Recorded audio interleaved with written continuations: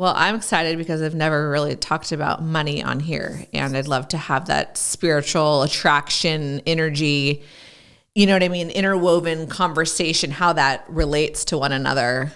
Yeah, when I talk about relationship with money, to me, it is a pain door into relationship with life, existence, the universe. So that's what I'm really talking about. But money is sort of like a spiritual teacher who is going to like grab you by the throat to get your attention. Totally.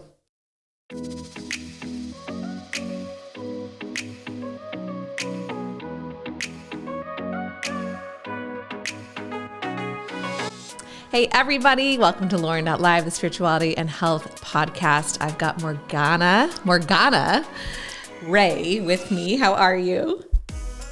Oh, great. Thank you. Good. I'm so happy to have you on the show. We are talking about many things, but specifically, we're going to dive deep into money, the world of money, currency. Mm-hmm. This is a big part of our human experience here on Earth, right? We all have some or none or a lot. And we're going to talk about relationship with money, specifically attracting it in, and also love and how that can play a part in all of it. So Morgana is a best-selling author. Obviously, I already said she's an expert on the relationship with money, and she's a mentor and a coach. And I would love if you could give just an intro on yourself, who you are, and how you got into this whole, how did you get into money? Why is this your area? That was never the plan, really. I went to Smith College on the East Coast and got a degree in religion. So money was not on my radar. And when I came home to Los Angeles, I pursued acting because, art, theater, it's kind of a requirement when you live in LA. And I started coaching because acting it's like just a dangerously seductive, narcissistic, insecure world. I know everybody's shocked. And during one of those million dark nights of the soul, I accidented upon a coaching program for the entertainment industry. And I took their program. It's called Flashboard. I don't know if it still exists, but, shout out to them. And it was life-changing for me because it was the first time I realized that, because I felt as the actor, I was like the child at the grown-up table. Please, sir, can I have some more? But what I discovered is that all the writers and directors and producers and even the movie stars are just as insecure, are just as hat in hand, please greenlight my project. And I decided to become of service. So I volunteered, begged for the opportunity to be a coach for future cycles of that coaching program because I thought I could do it. I think I mentioned I was this religion major. As a child, I was the child who had this uncanny knack to see into who people really are. And I made the grown-ups feel better about themselves. I connected them to their true selves. Completely inappropriate for a child, but that's just how I was built. Yeah. I am sure there are people watching and listening who totally relate. They call us old souls, even though souls are eternal. So how can any soul not be old? But I digress, which is a thing I do. So I had all these movie star and director and producer coaching clients getting these miraculous results, like actors with no credits, getting primetime TV series overnight.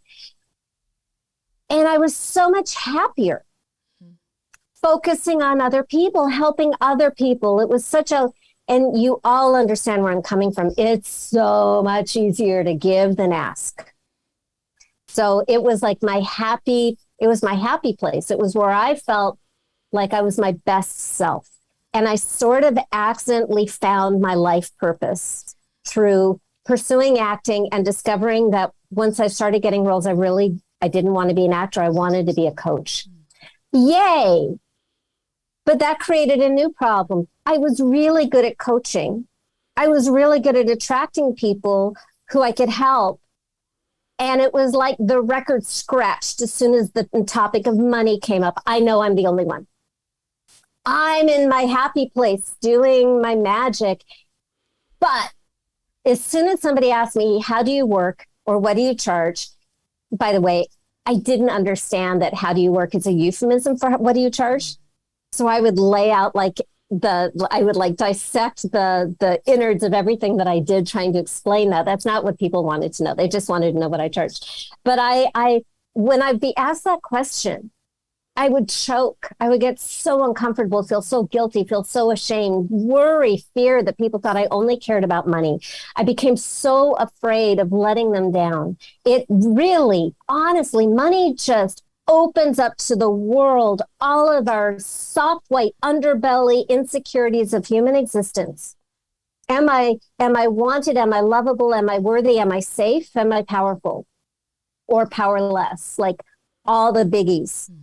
And so here I was, this straight A student, even after a car accident and a coma and a head injury and a learning disability. I graduated with honors from Smith College. Oh, and throw in homeless.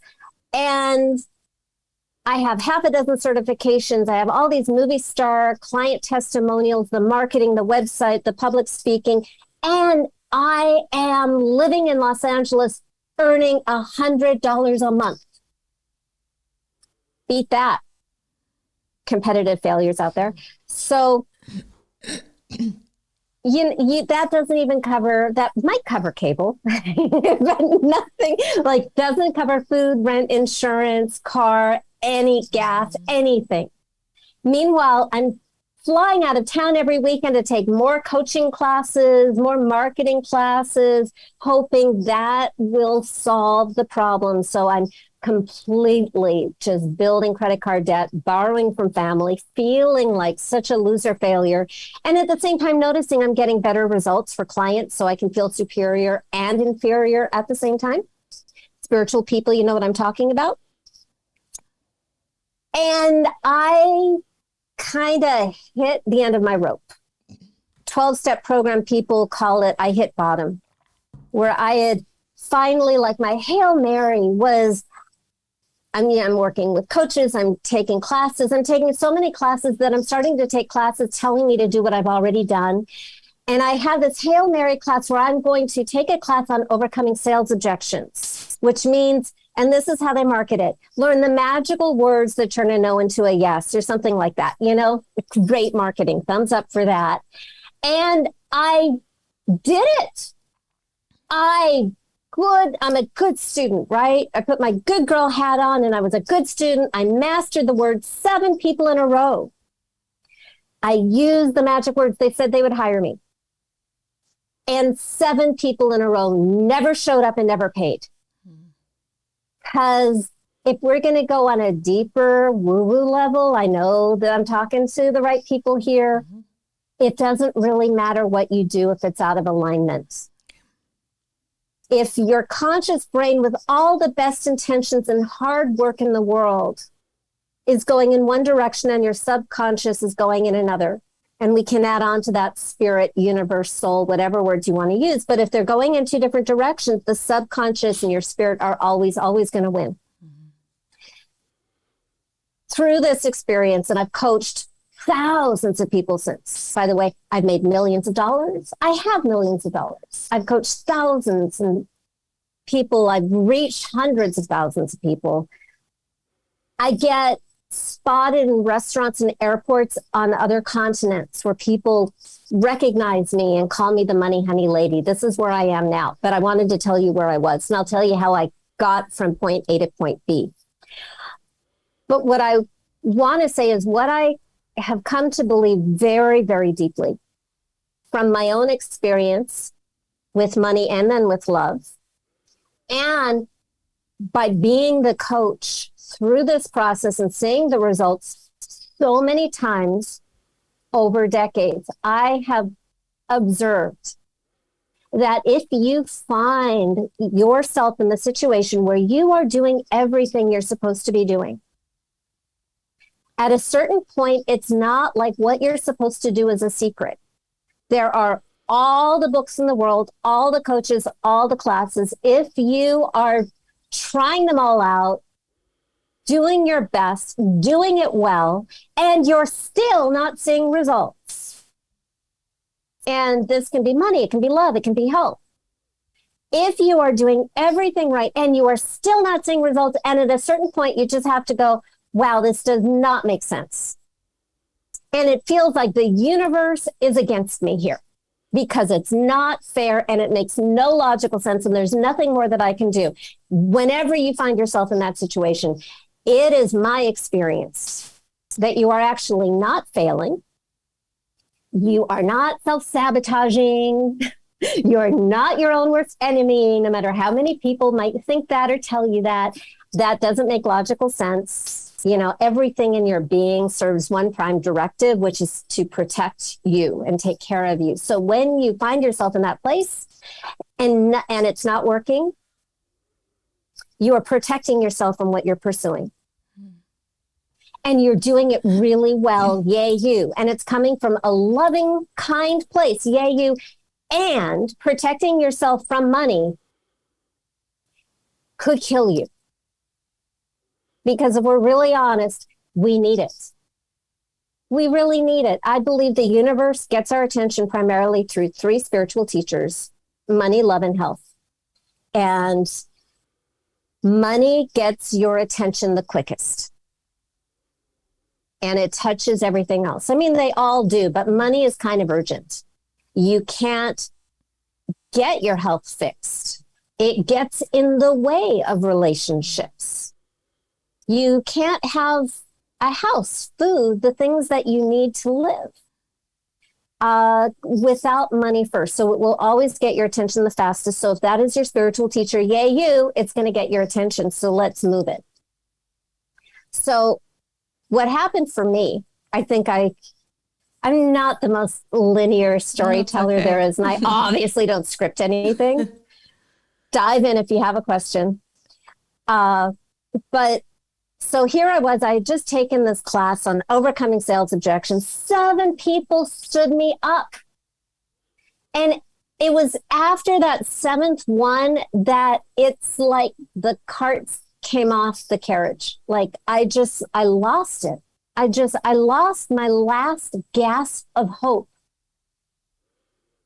It hurt so deeply. It felt like such a personal rejection, not just by that stranger, but by life itself, by the universe saying, you are not wanted.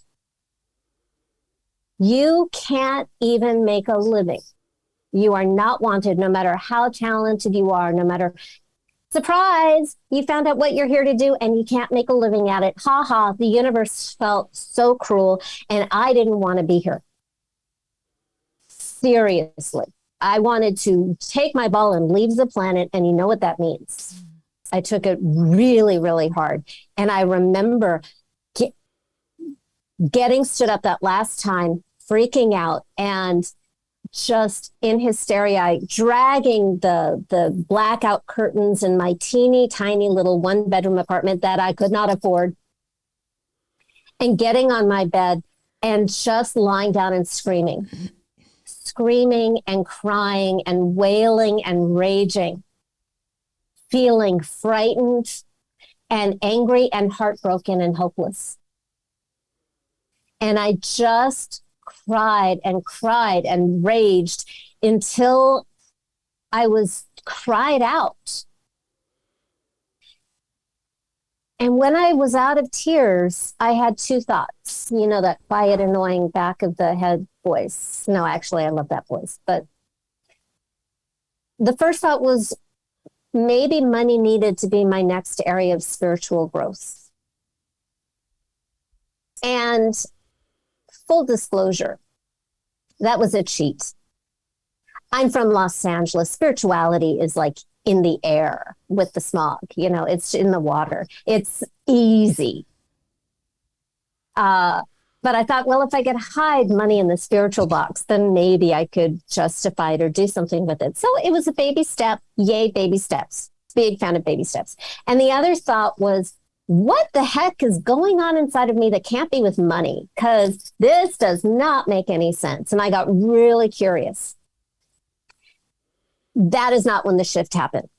That is right before the shift happened. The next day, I had a call with my coach, which is insane that I had a coach. I couldn't pay rent, but I had a coach. Thank goodness it saved my life. And this was a lovely guy. I graduated from coaching school the same time he did. He was just doing better, and I really liked his ethos. And we'd been working together for months, and nothing he suggested worked. Not his fault. It was like I had money, repulsing superpowers, and if I were a superhero, there'd be a giant R on my chest underneath the cape. And not his fault. But I got to tell you, that day that I showed up in complete despair,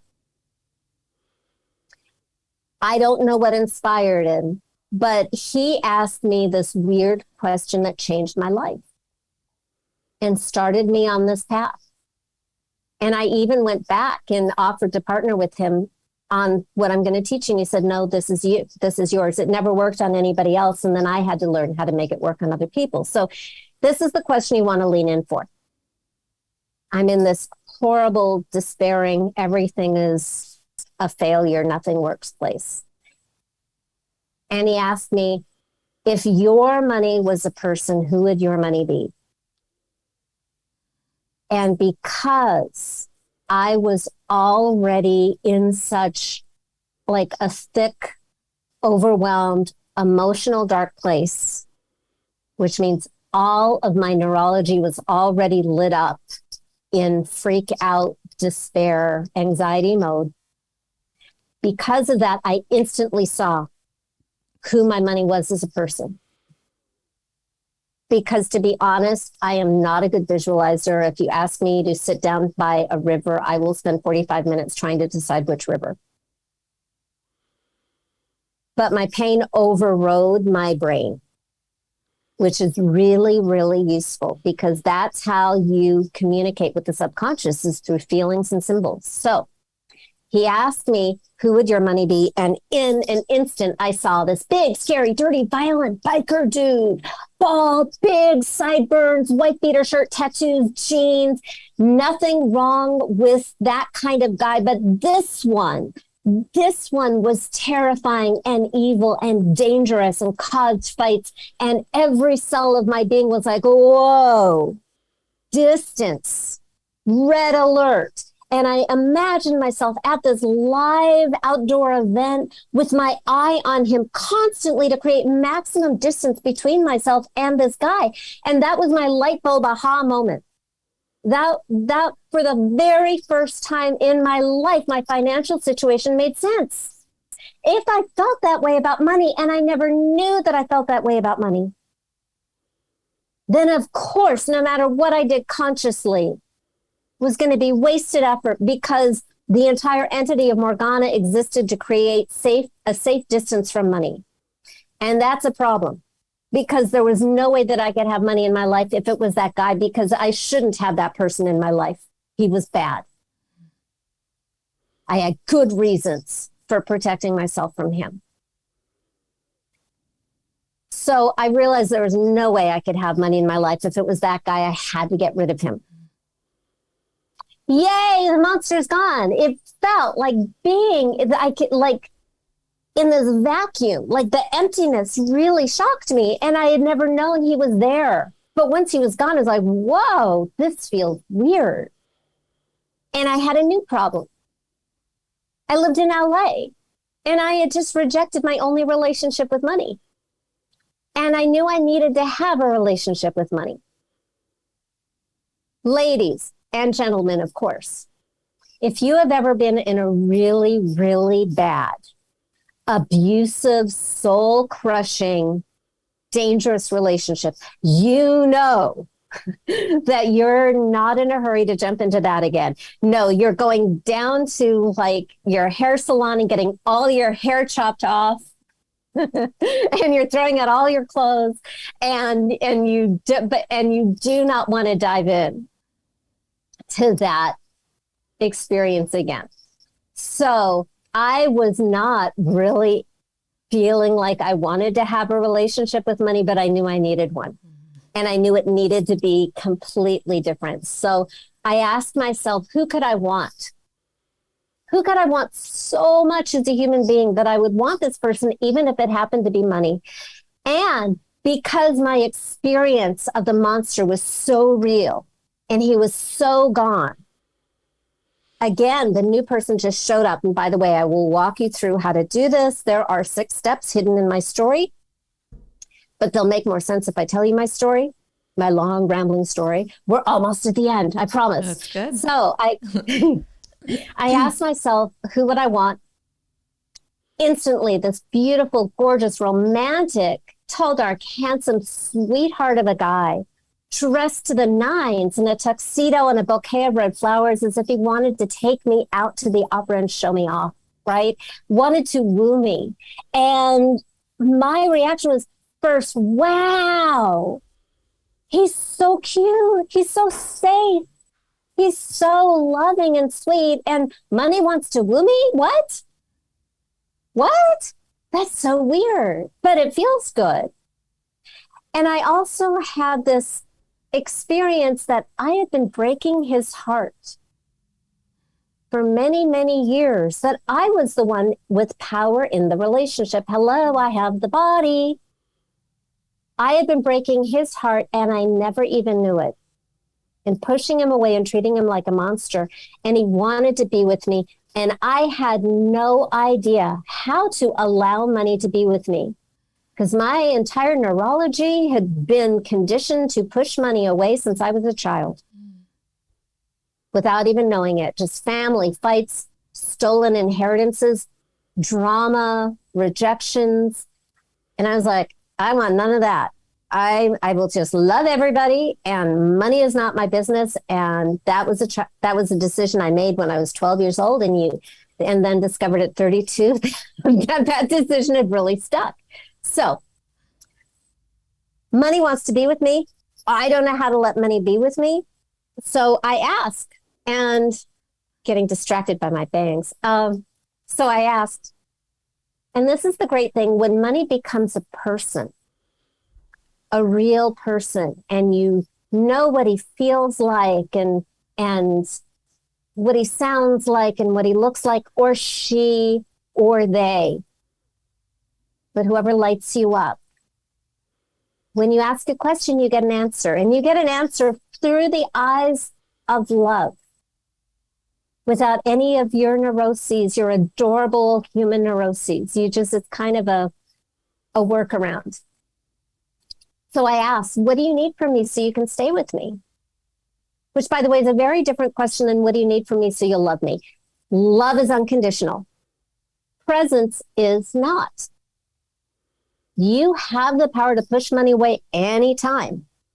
And you will, through this process, become way more conscious of when you're doing it so that you can stop and choose love. So I asked money, what do you need from me? And he said, I need you to love me. And I need you to stop treating me like a monster. For everybody who just thought the love of money is the root of all evil, love is not evil. Love is not greed. Love is not exploitation.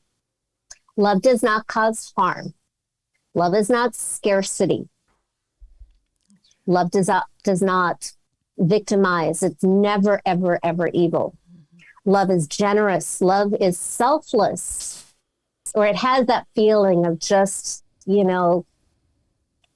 a feeling so secure and so full that your love pours over. It is noble. It is divine. It is your best self.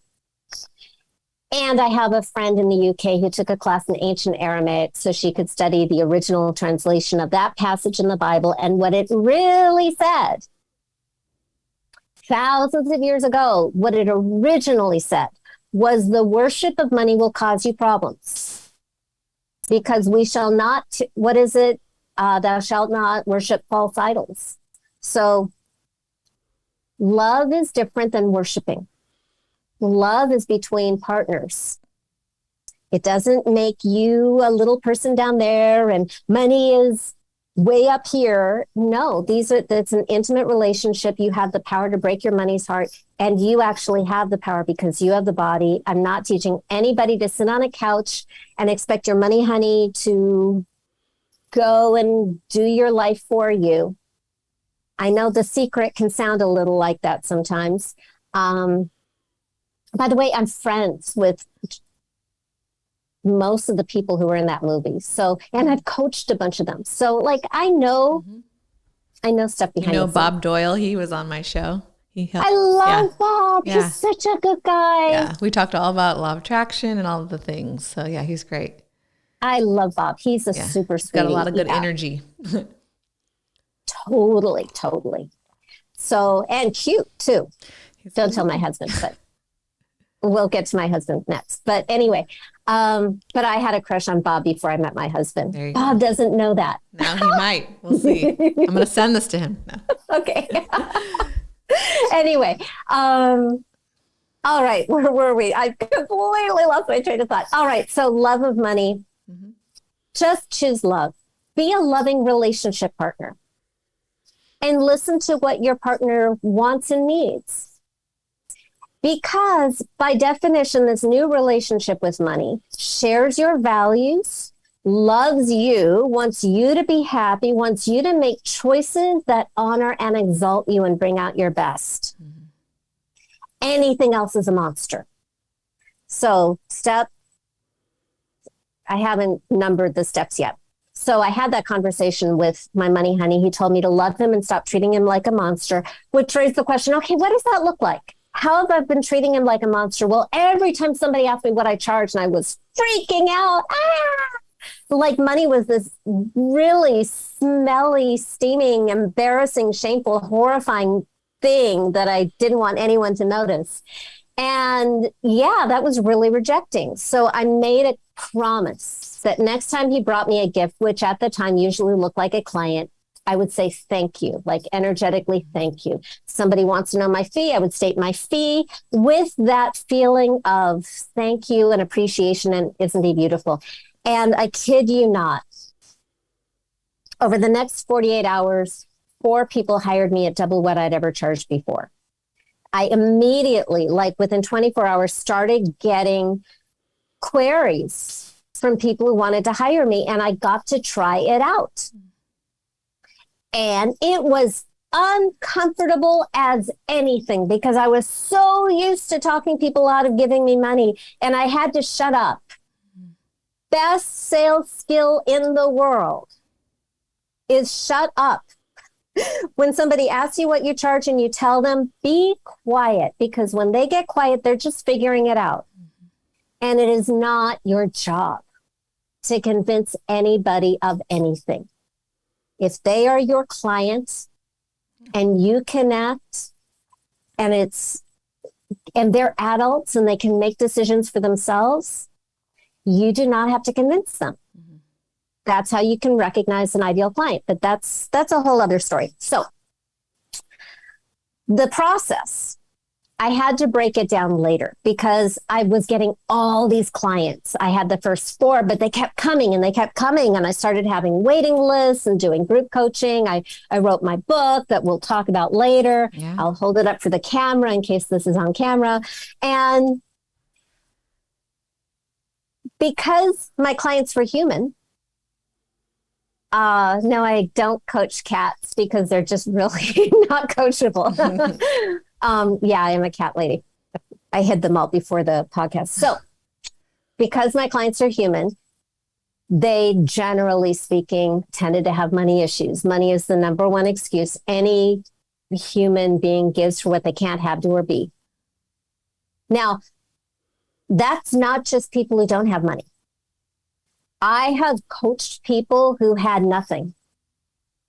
I have coached people on public assistance. I've coached a client who was living in a trailer park without water and power. And she borrowed the money to fly to Bali to work with me, and now she lives in a mansion. Wow. And I've also worked with clients with millions, hundreds of millions, and billions of dollars. And they have very painful, scary money drama too. Mm-hmm. Because they're human beings. and they have the same underlying issues that create a money monster. And I think I mentioned them way back 100 years at the beginning of our conversation. Any pain around love or worth or safety or power is going to show up in your relationship with money, whether you have it or you have it and you're afraid of losing it, or you have it and it makes you a target or makes you the bank.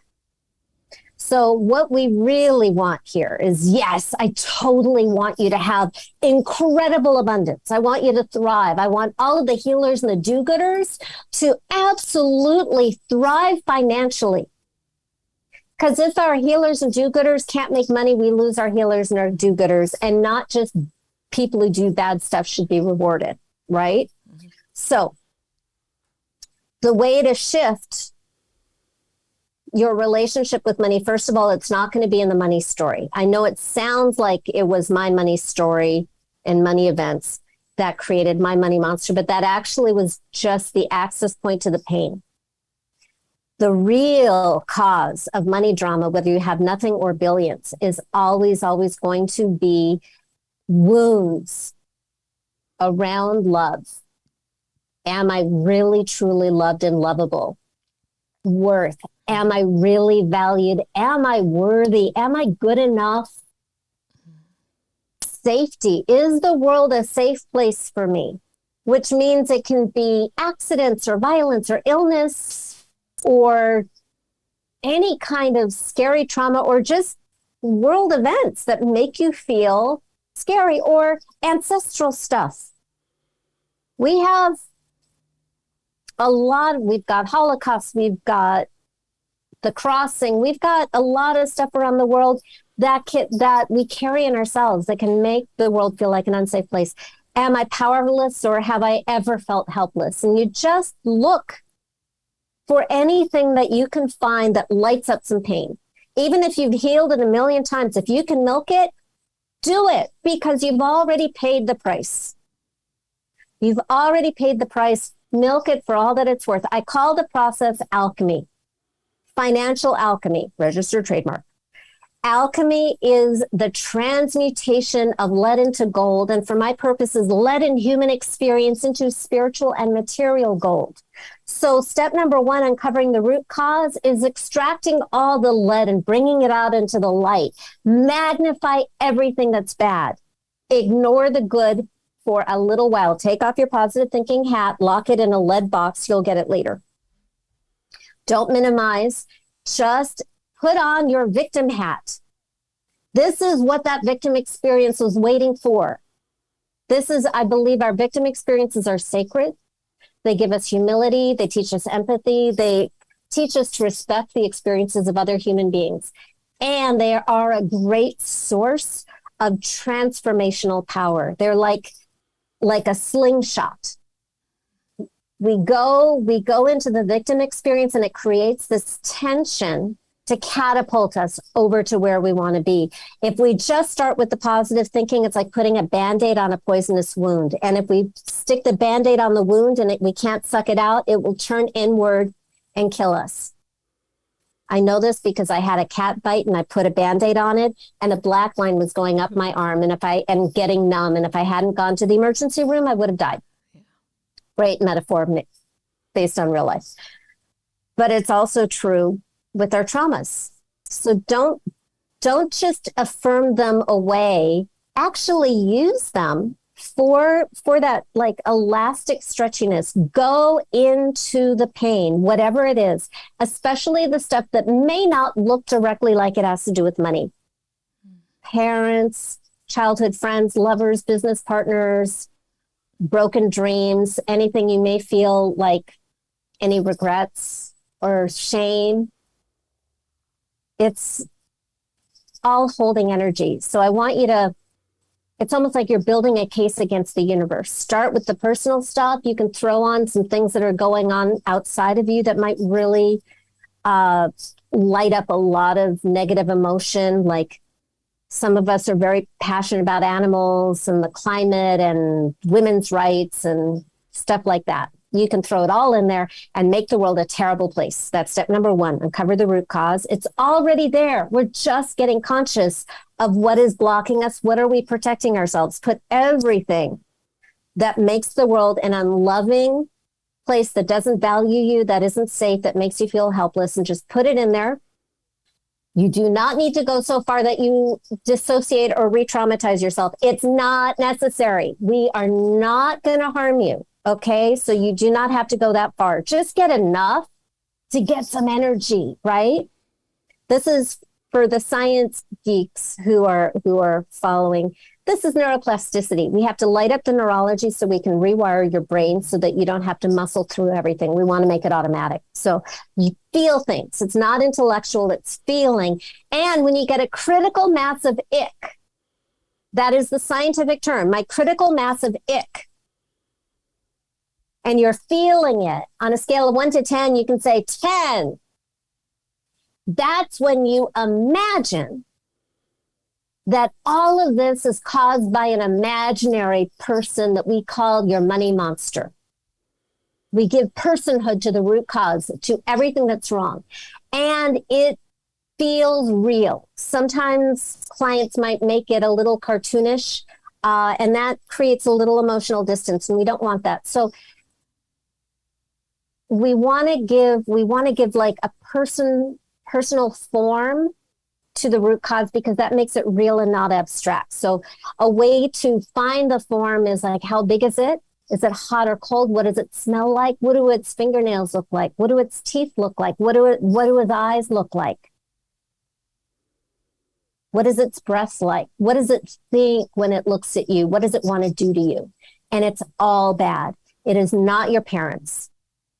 Even if your parents were monstrous, it used your parents to hurt you. It's not your ex-boyfriend or girlfriend, no matter how awful they were, but it used them, and they share some of those qualities. And it's sure as heck not you, because step number 3, we're going to destroy it, annihilate it, obliterate it in the most ridiculously violent and final way possible. I'm the person who churns away at the war scenes in movies. You know, I know that my crowd is the love and light people, but to rise up out of victimhood, which kind of has this damp, heavy quality, the fire of anger and destruction is actually, it's like Archangel Michael or Durga from the East. It's that kind of decision. Doesn't even have to be anger. It is simply decision. This no longer gets to exist in my life experience. Only one of us gets to survive. I choose me, and you do not get to exist anymore. And then you destroy the monster by any means necessary. It's all imagination. And destroy it to the point that there are no bloody bits to reconstitute into some monster zombie, like flamethrowers, ashes, cosmic vacuum cleaner, sulfuric acid. There are lots of, just make it gone. And when it's gone, that's step 3, you'll feel it. Check to make sure it's completely gone, which leads to step 4. Now you get to meet your money honey. When the monster and everything it represents and embodies is gone, all that exists is love. So your new relationship with money is going to feel like love. It's not going to feel like cash. It's going to feel like love. And I find that a lover archetype works best, but also be gentle with yourself, especially if you have sexual trauma. Your money honey is safe. Always safe. Loves you, respects you, wants you to be okay. Will never push anything on you. It's what we're actually secretly doing, and I don't keep any secrets, obviously. Client confidentiality, but I really try to I literally am. I'm trying to pack in 20 years of work into 40 minutes. Good luck. won't succeed, but I'll do my best. So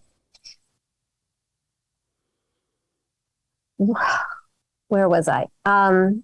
Your money, honey, safe, loves you. And while we're reprogramming your relationship with money, we are also reprogramming your relationship with love. All your relationships will improve after this. The relationships that are not worth having will go away because we are changing your relation. We are improving your relationship with yourself, your relationship with life. And then we're calling it money. Air quotes, money, because money is that area of life that we need to heal. We need to bring love and healing to that area of life for our survival and for the species. So you meet your money, honey, who will also feel very human, very lovable, very safe. You get to choose. Do you want to keep the person? Yay. Do you not want to keep the person? Don't. Go back and see if there's any money monster stuff to clear up, or if you can just, you get to choose. You'll know. Like, I remember many, many years ago, a client said, my money honey looks like Yanni, but he's a sexy Yanni. And I thought that was so cute. That's funny.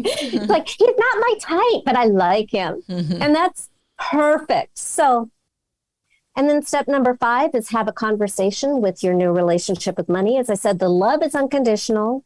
Presence is not. Ask for guidance. Listen to what comes back. My experience is the answer can come back so quickly and softly you can pretend you didn't hear it. And then finally, last step is 6, action. Action is magical. If you want concrete physical results, take a real action.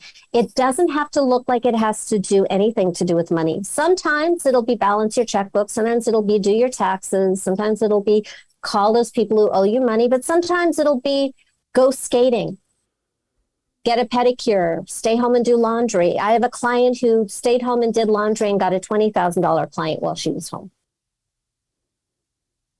That's just magic 101. There always has to be some kind of physical ritual expression.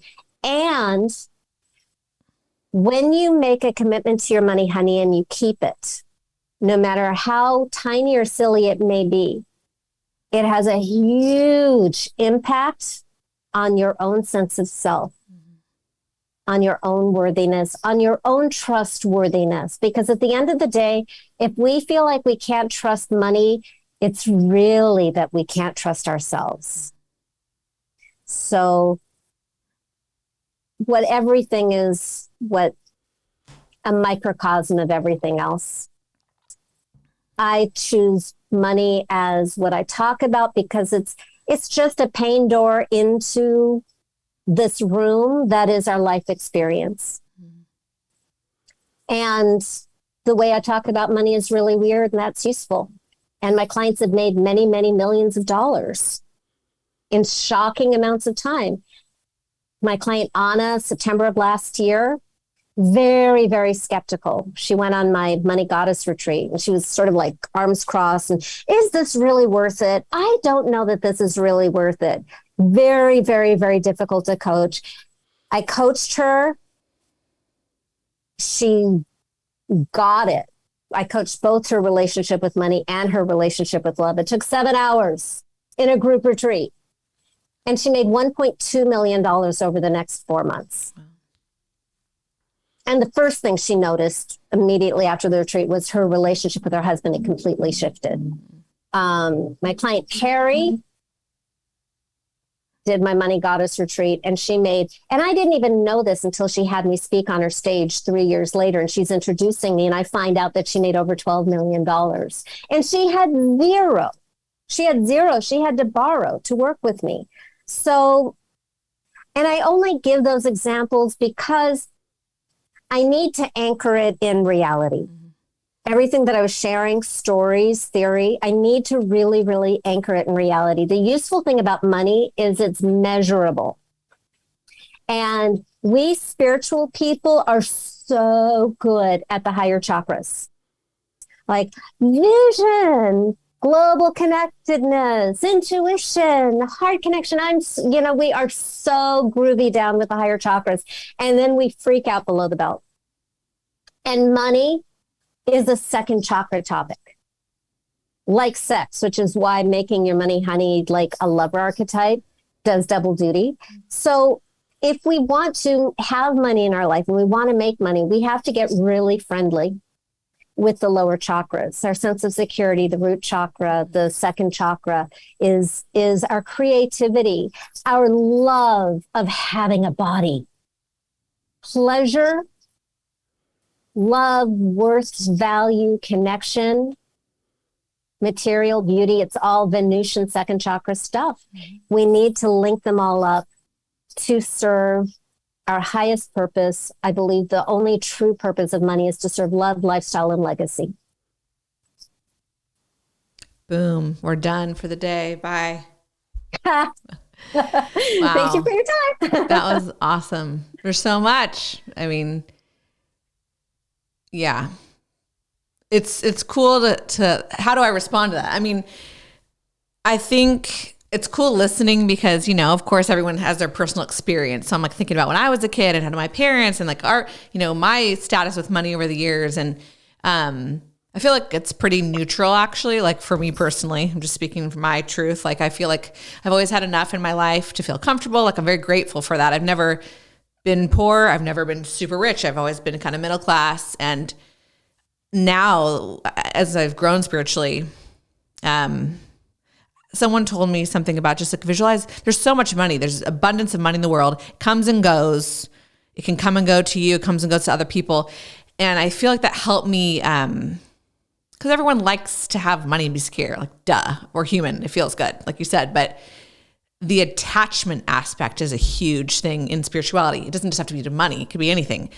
Not being too attached to it, but you can still love it. I love when you talk about loving because, a lot of people probably hear you say, oh, loving money is dangerous. No, because love isn't ego. Love isn't greed. Love isn't all these bad things that you think about, these politicians or corporations that are doing slimy bad things that have all this money. That's not really love. That's fear. That's fear. And attachment. Power. Yeah. Attachment is fear-based. Mm-hmm. And as soon as you get fearful, money has become a monster again. Exactly. So the attachment thing I'm really resonating with, and I think that's the one thing I really wanted to throw in just for myself, to remind myself and people listening. It could be with anything. It could be attachment to love, anything. Attachment to things. It doesn't mean you can't appreciate them. It doesn't mean you can't want some money, have money, do things, enjoy it, give it to other people. Again, it's coming and going. It's circulating. It's energy. It is a physical thing on the earth, but I think the attachment aspect is really interesting to look at. Not being too attached to it. And I also heard someone say something like, ask for the money, believe you will get it, but also what are you going to do with it? Be specific what you want to do with it. And how are you going to help somebody with it? Maybe how are you going to help somebody with it? Like, what are your thoughts on that? And I'm not saying that to like make yourself feel better, but I truly do want to have enough money so that I can help raise my children. Like that's a true, honest, it's not just for me.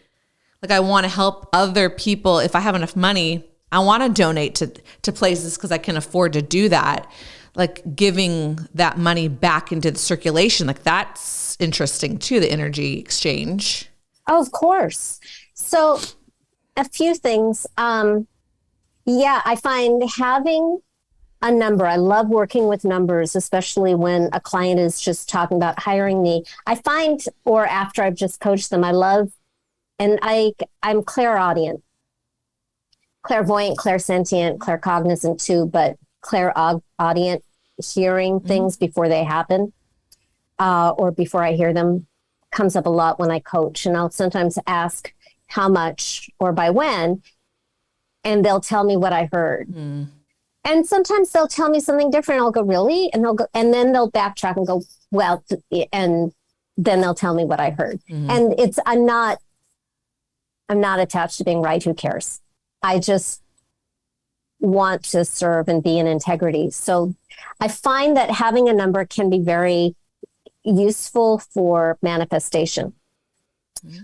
But at the same time, if it's not happening and something is in the way, it's very useful to hunt out a monster, to be completely crass because it's fun. The bet is not big enough for your money honey and your money monster at the same time. Your money monster will cock block your money honey. And I'm working, I shifted the way I do business in recent years to really just focus on my favorite clients. So I'm taking fewer new people. It's not that I don't, but I've really been focusing on longer term programs with people I just had already worked with. And what's really, really fun with that is they become so good at slaying monsters. Sometimes they'll just tell me, oh, I slayed a monster and now I have more orders coming in and we have to hire new people. Because it's an evolutionary process. It isn't a silver bullet, oh, I did this.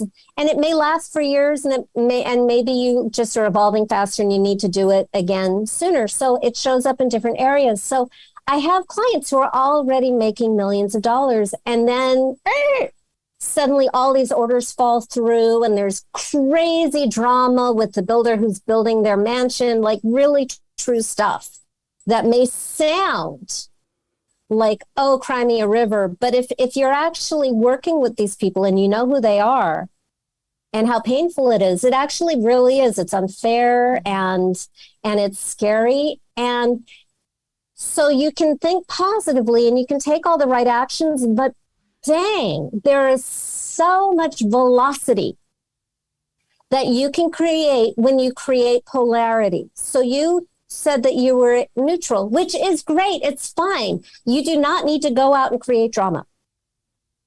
I promise you, life will bring you enough drama in other areas because that's why we have flesh suits. But for transformation, neutrality is not magical. Polarity is. So if I were to coach you, it would just be a lot more effort to get you there because you're not in the pain and you don't need to be.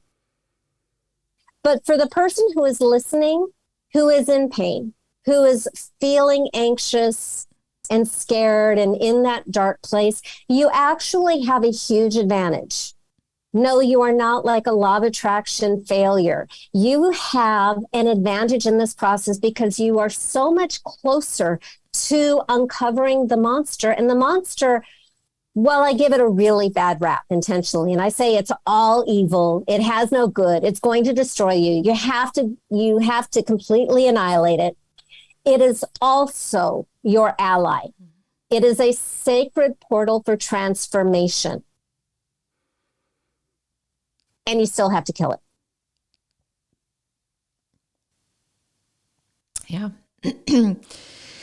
And it's obvious, but it seems like a lot of people, not every situation, it's not every situation, but it's kind of like therapy.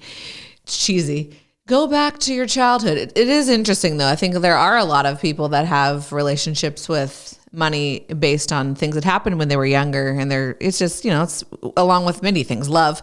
That's why it's so deeply connected, love and money. I just think that's really interesting. I think a lot of people I shouldn't say that. I'm not going to put words in people's mouth, but go back, just anyone listening, go back and think about your relationship with money and how that, when you were a kid and your parents and your experiences, I think that's really interesting and plays probably a role. I think that our parents are our first relationship with money. Yeah. They tell us if we're loved and wanted or not. They make us feel safe or not. Yeah. They make us feel powerful or not. I have had clients who had great childhoods, great parents. And so then going out into the world and finding crises and finding that money became a problem and relationships became a problem, it was almost like a bait and switch. Like they were set up with these very high expectations and they were completely unprepared for what they encountered. And in that case, it feels like they were lied to and it felt very unfair. And that's just the track we go to help those people uncover their monsters. Everybody has your own thing and it can be so seemingly inconsequential. Back in, I think it was 2007, I was coaching a gentleman. I mostly coach women, but I love guys too, and I coach men. And I coached this guy, and his monster was rooted in an experience when he was 2 or 3 years old, playing doctor with a little girl. They were just checking each other out. Innocent childhood curiosity. I know that I did that when I was a kid. And an adult came in, and his memory of the shame, we do not remember what the adult said or how she reacted, but we know that his feeling of horror and shame embedded so deeply that it affected his relationships with money and women for decades. So here's the punchline. We slayed his mean monster, and it was replaced with this elegant French woman, was his money honey. And what she wanted him to do was she wanted him to go to Paris and take his son with him. And she said, it's okay to spend money. This was his relationship. I just want you to spend it on things worthy of me. Stop wasting it unconsciously. And so he had this new relationship with this elegant French woman, imaginary money honey. And he made over $1 million over the next 6 weeks. And yeah, it changed his relationship with women too, not because of the money, but because of his own feeling of his own worthiness. It was like eye-opening to him. He looked back on all of these relationships that he had had over the years, and how he had misinterpreted, thought women didn't like him or weren't interested when they were. And he was like looking back at these new eyes, kind of seeing everything that he hadn't seen before, because he suddenly was seeing things truly, not clouded by this monster of low self-worth and fear. It's fascinating. And everyone's story is so different. And that's what's so unique and cool. And yeah, I just keep thinking about people that I know and people that I've watched shows or movies, and just people's relationships. Some people tip generously and they don't even have a lot of money. Some people, my dad's a therapist. He has clients, big tech execs, millionaires, lots of money, same outfit every time they come in, won't tip, super frugal, won't live, you know what I mean? It's just crazy. Like, it's so different. People have debt that are just frivolously spending. Like, it's fascinating to me. But I think gratitude, like, you know, that's cool to go to France and spend things that you think are worthy. Like, I'm thinking, I'm not a millionaire, but when my husband and I were in Greece, we went to lunch at this like Namos club. If anyone knows Mykonos, Namos, this beach club, hoity-toity, best people watching ever. We like didn't want to pay for the lawn chairs, so we decided to go down 25 feet, lay on the sand, and we were so happy. But we decided, you know what we are going to do? We're going to splurge on this amazing lunch. Spent a couple $100 on lunch, which I don't normally do that. I just don't. $200, whatever, doesn't matter. We had the best time, the best memories, the best wine, the best dessert, a lifelong experience. That's priceless. It's like that credit card, right? Like $25 for the dessert, you know, but it was a priceless memory that we'll always have forever. And the money bought us that experience, but yet, I don't know, like just the gratitude that you could have for something. And I'm really curious, because when you describe it, I can feel like what a happy, expansive energy you're in. Did you magnetize like some great client or some kind of windfall? What do you mean? Like before or after? Yeah, like right after you did that. Well, I did get a job. I didn't have a job, and then I got a job offer. I can't remember if I got it when I was back from the honeymoon, but I was unemployed at the time. So I don't know. I mean, I got a job that I got, and I went to a medium, and she told me to come up with a specific number, what you want for salary. Cause I've never been, that's one thing actually for me that's interesting. I've never been like confident when it comes to like asking for a pay raise or like that number, that salary. Like I have worth. I'm not going to take a job that isn't going to pay me enough to survive, but I feel like I could ask for more. That's one thing that I'm not working right now, just because I'm taking care of our children. But I did get a job after that, and it was in the range that I wanted. So maybe, I don't know. Yeah. A little tip for when you're trying to, anybody who's listening, for how to decide what to charge is I negotiate with my money honey. What does my money honey want me to charge? And I start from there. I usually freak out because I'm a human being. And either I'll go with that number or I'll give a counter offer, but we'll work out a number. The first time I did this was back in 2005. And we work out a number that makes both of us feel whole. Like my money honey feels, okay, this is cool. I feel valued and I feel like, okay, this is an integrity. And just with practice, the resistance just diminishes and diminishes, especially in my experience. You have a certain price point and then you outgrow it. Mm-hmm. And maybe it was very stretchy at a certain point, but then you outgrow it. And how you know is that one day you'll say the number and you'll feel this, sinking, icky feeling of self-betrayal in your gut. And it's like, ouch, I can't charge that anymore. It's time to grow. It's time to up it.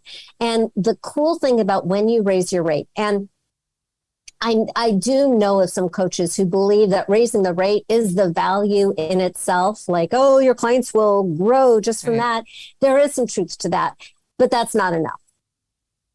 For integrity, when you raise your rate, if you're somebody with integrity, and I assume anybody who's listening is, it will cause something in your gut that makes you anxious to really give value that is worthy of that price point, and you will have to get better. And you will get better results for your clients. And you will be of more service. That doesn't mean even doing more work. And this is kind of, down the line as you get more and more masterful at what you do. At a certain point, delivering better results doesn't mean putting in more hours. It just means being better. Mm-hmm. Like knowing better how to help. And I think that pressure and that fear of letting your clients down, some people have it, some people don't. I do. And I've been doing this 28 years. And when I lead a retreat or I start with a new client, I have that fear of, oh my God, I cannot let them down. They are trusting me with so much. And that's a good thing, because that wakes you up. That is the adrenaline that helps you perform like an athlete to deliver the goods and care and not just be looking at them as a paycheck. Mm-hmm. Yeah. This is such a good conversation. I just keep thinking about everything. It's fascinating. We have to talk about the weddings. I know. Okay. Well, the gratitude thing, before we do that, okay. I just feel like gratitude's been so huge in my life. Just in the last few years, I feel like I've waited for so long for a lot of things, to meet my husband, to get pregnant. It's perfect for me, but I was later in the scheme of society, and I felt like everything's just really come together for me. And I am so grateful. And I feel the more that I'm grateful, I feel like the more things continue, and that's kind of the law of attraction, all that kind of stuff, whatever. But, the gratitude thing with the money, I just feel like they're so connected, in my opinion. Well, gratitude is an expression of love. And if you were to imagine that money is a real person, or let's pretend you, Lauren, you're my money. And if I were to say, I hate you, I resent you, you cause war, you prevent me from doing what I want to do. So many people are suffering because of you. Mm-hmm. I can't live my dreams because of you. I wish you didn't exist. I only have a relationship with you because I have to. How would you feel? I'd be like, bye. Yeah. But if I'm like, oh my God, I love you. Thank you. Thank you. Thank you. Thank you. I am the luckiest human being in the world to be with you. Mm-hmm. Thank you for your love. I love you. Thank you for taking care of me. Mm-hmm.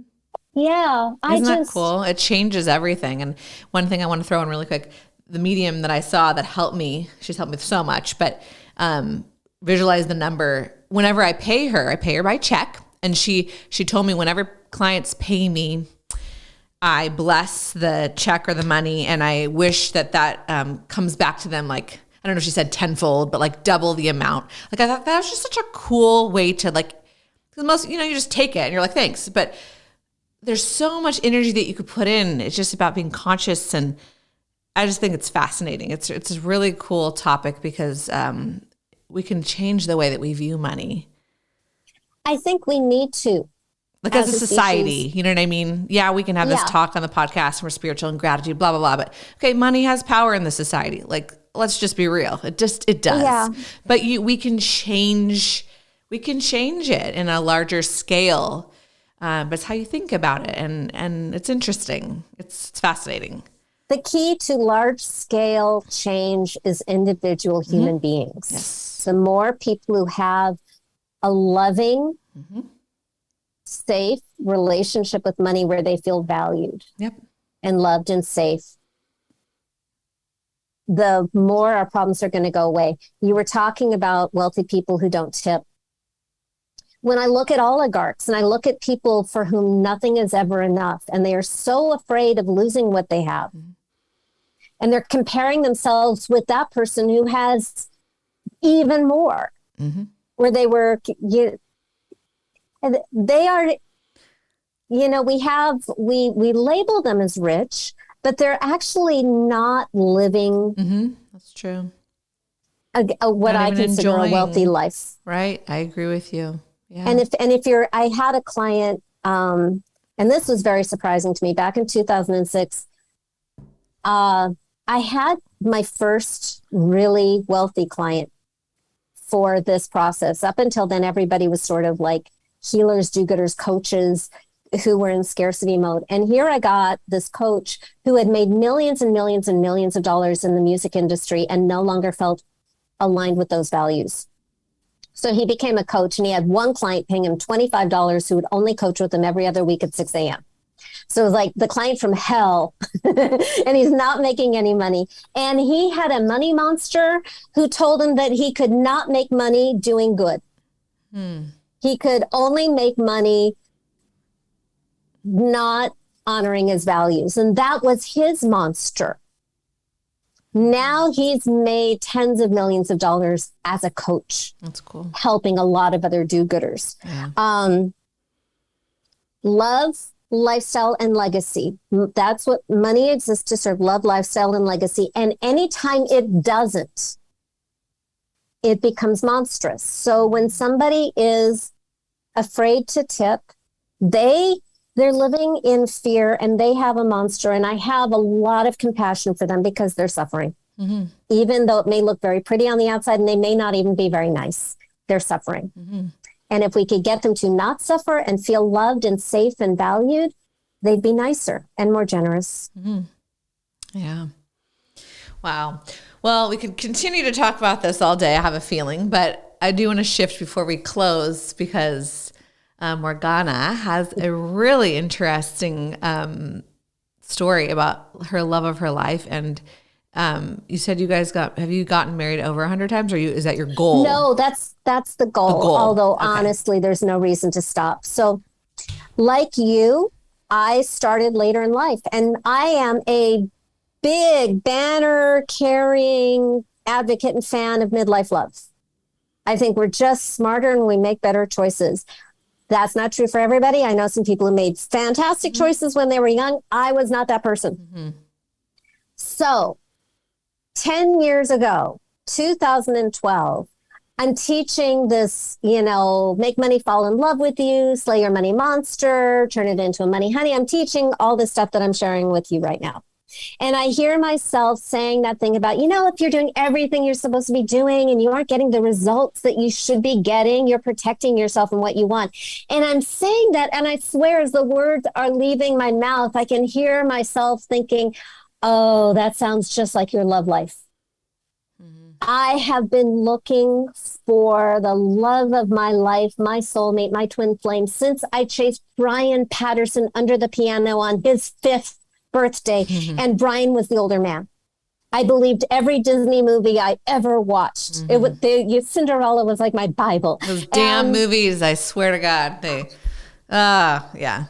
And I was taking every class and working with coaches and reading the books and online and doing everything I was supposed to be doing and getting rejected, getting my heart broken, doing neurolinguistic programming. I'm friends with everybody and hire everybody. And I was still single, and it was the deepest pain of my life. So I was 45 years old. And in 2012, I finally decided to slay a love monster. And my love monster was so much bigger than any money monster I ever had. It was as big as the universe. So you're using the monster in both love and money. Yeah, it was like anything, any experience, every relationship I could think of in my life that broke my heart. And I really got a very, very deep, visceral realization that love wanted to kill me, starting with a violent, borderline personality, maybe bipolar, drug addict mom. Wow. My first experience of love, and just every friend, every boyfriend, every rejection. And I just built it into the most ginormous monster that ever existed. Mm-hmm. And I slayed it, which was not easy because it was really big. But I just went at it until it was gone. And I met my husband 2 months later.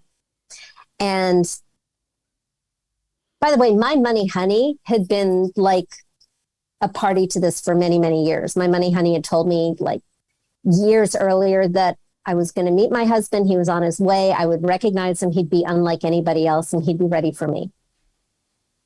But there was no timeline when that was going to happen. Right. So I had a date with my husband 2 months later. I didn't even want to show up. His photo online for his like profile photo was horrible. You could not tell that he was cute, but he wrote a good letter. We had a good phone call, and I was wanting to stand him up the whole time that I was driving 3 hours from Moore Park to Los Angeles. But I didn't. Good Glad thing. I didn't. Yeah, right? And because I didn't want to be like all the people who stood me up. Mm-hmm. And we had a 6-hour conversation. Wow. And I felt so safe and relaxed that I didn't feel any need to impress him. Mm-hmm. And about 11 dates into it, we became exclusive. And somewhere along the way, maybe it's 6 months or a year, I just knew that I would say yes when he asked me to marry him. And I'd never been married ever, ever, ever before.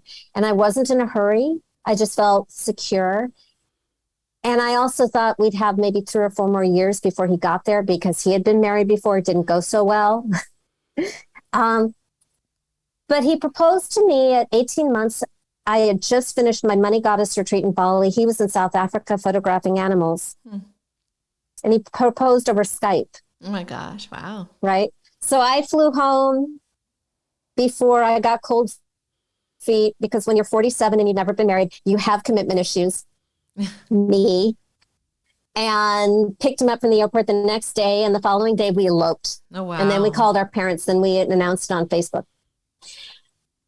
And then 2 weeks later, we went down to Mexico because my husband is a travel writer and he had an assignment. And he said, hey, I just got married. And they said, bring her along, make it a honeymoon. And we were passing by an iconic cathedral, Our Lady of Guadalupe Cathedral in Puerto Vallarta. And he said on a lark, hey, you want to get married again? And we'd been married about 13 days. We were filthy, greasy. We had just had massages, no makeup, hair like all over the place. And I said, sure, of course. So we walked into the cathedral, took off our rings, exchanged totally new vows. And we had witnesses, and it landed deeper. Like it felt more real. And I felt more loved. And something shifted, and he saw it in my eyes. And that was the moment he came up with the idea, let's get married 100 times in 100 countries. So cool. So we've been married 26 times in 21 countries so far. I have, and I know I probably told a way longer version of this than you intended. I apologize. But to wrap it up, I now have a theory that when you spend all that time, all that energy pursuing that thing you want, it's not wasted. Even though you don't see it, like bamboos, where it's all below the surface and then boom, it grows really fast. It's like all those classes, all those dates, all the personal development, all the work on yourself, all the spiritual work, all of that work towards what you really, really, really want, whatever it is not wasted. It's just building up. Totally. And the moment you make it safe, things shift. Yeah. And what I've seen many times, because I can never predict what is going to happen or when or how much. So I love the stories that come in every day. But all those years of putting it out there that what I want in a partner, I want to travel the world with the love of my life. This is, it was heard. Yeah. And the moment it became safe, it all came in at once. So it came in way bigger than I expected. 100 weddings instead of one. See, I always feel like it does. Yeah. It's better than what you could even expect. It's cool. Yeah. Change happens at the speed of safety. That's so true. If it isn't changing, find out what isn't safe. Yeah, that's true. Oh, what a great story. I love that. Well, I'm very happy for you guys. I'm glad you found each other. Yeah. Super cool. Me too. Wow. He is my favorite person. Oh, that's the best. Wow. Well, this has been a really fun, energizing conversation. You've got a lot of energy and you're giving a lot to people, helping them. So thank you for your work and thank you for being on the show and sharing all the 6 steps, your stories. And of course, obviously, people are probably like, okay, how do I make more money? How are they going to find you? How are they going to, learn more about this topic or coach with you or just anything, connect with you? Where can they find you online? Absolutely. Thank you. Best place to find me is morganarae.com, spelled just like my name, one word, .com. And it is the mothership. It has everything. It has a 4-part money magnetic video series. Some of the stuff we covered here, there's some stuff in that we didn't cover here. Sure. It also has my money love quiz and my book. My book is, to work with me is a really serious investment. And I want more people to have the transformation than I have the time or the energy or the capacity to coach directly. So I wrote my book, and it is a hybrid of book and self-coaching system. And if you go to Amazon, I think it has 64 5-star reviews now, but you can really get it anywhere. So go to my website, morganarae.com. Everything is there. My blog has hundreds of articles and videos. The book is more a curation of what is most important to need to know and do and have the transformation and maintain it with as little effort as possible. Awesome. All right, people. And there's always more. Sorry. Yeah. My client Pam had her first $250,000 sales month just using the book before she ever hired me. So cool. Options are endless. There's so many opportunities out there. So people, check her out. I mean, this is just wishing everybody love, happiness, success, whatever that looks like for you. Let's end on that note. Everyone's worth. I think that's one thing I wanted to say too. Just like I love that you talked. We'll close with this. Is just like it all comes. The worthy part. Are you worthy of love and money? And they're so closely connected because of that. Your self-worth. That's something to really examine in yourself. If you feel like there's something missing, or like you said, things aren't changing, you're not getting results. Check out your worth. And get vulnerable with it, because that's how I found my true love. Was I finally got super vulnerable like you did. You cried your eyes out, and I just said, F this. I'm not doing this again. I'm having the next one that I'm going to be with is my true love. No doubts. And I'm getting vulnerable. I'm going to be alone. And I went through that pain, and then he came. So get vulnerable. And everybody is so worth love and money and respect. So just know that. If you can take away one thing from this podcast. So yeah, thank you so much for listening, and thank you for being here as a guest. It was my pleasure. Thank you. Yeah. Thank you, everybody.